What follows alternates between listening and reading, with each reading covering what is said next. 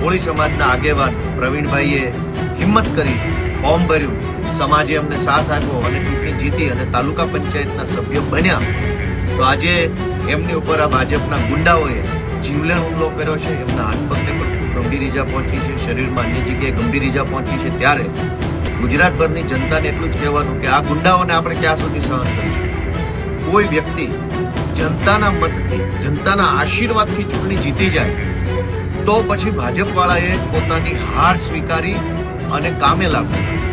પરંતુ સ્થાનિક સ્વરાજની ચૂંટણી પૂર્ણ થયા બાદ પણ આરોપ પ્રત્યારોપની રાજનીતિ યથાવત છે.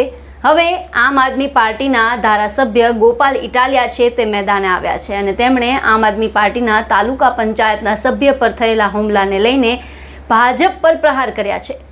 ગોપાલ ઇટાલિયાએ ગઢડા તાલુકા પંચાયતની ચૂંટણીમાં જીતેલા પ્રવીણભાઈ પર ભાજપના લોકોએ જ હુમલો કર્યાના આરોપ લગાવ્યા છે અને જનતાને સવાલ ઉઠાવતા કહ્યું કે આ ગુંડાઓને આપણે ક્યાં સુધી સહન કરીશું? સાંભળો આમ આદમી પાર્ટીના ધારાસભ્ય ગોપાલ ઇટાલિયાએ શું આરોપ લગાવ્યા છે. નમસ્કાર, ગોપાલ ઇટાલિયા બોલું છું.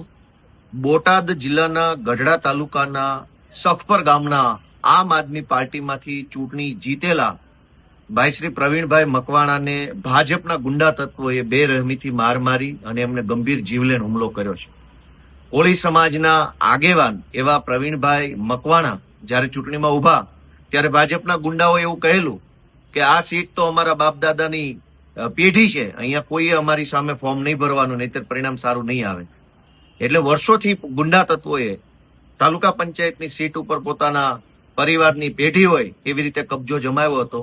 તેની સામે કોળી સમાજના આગેવાન પ્રવીણભાઈએ હિંમત કરી ફોર્મ ભર્યું, સમાજે અમને સાથ આપ્યો અને ચૂંટણી જીતી અને તાલુકા પંચાયતના સભ્ય બન્યા.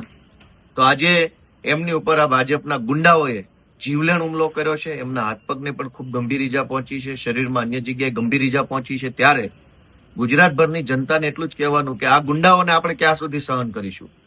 કોઈ વ્યક્તિ જનતાના મતથી, જનતાના આશીર્વાદથી ચૂંટણી જીતી જાય તો પછી ભાજપ વાળાએ પોતાની હાર સ્વીકારી અને કામે લાગવું જોઈએ.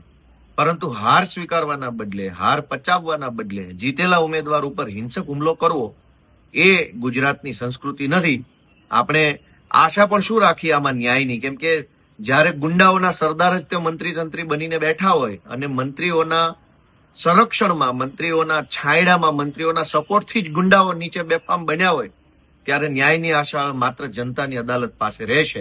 અમારા કોળી સમાજના આગેવાન અને તાલુકા પંચાયતના સભ્ય ગઢડા તાલુકા પંચાયતના પ્રવીણભાઈને ઈશ્વર જલ્દી સ્વસ્થ કરે એવી પ્રાર્થના અને જનતા પણ જાગૃત બને એવી આશા રાખું છું. ગોપાલ ઇટાલિયાના આ આરોપોને લઈને આપના શું વિચાર છે, આપનું શું માનવું છે, અમને કમેન્ટ બોક્સમાં જણાવો અને અમારી ચેનલને લાઇક, શેર અને સબસ્ક્રાઇબ કરવાનું ભૂલશો નહીં.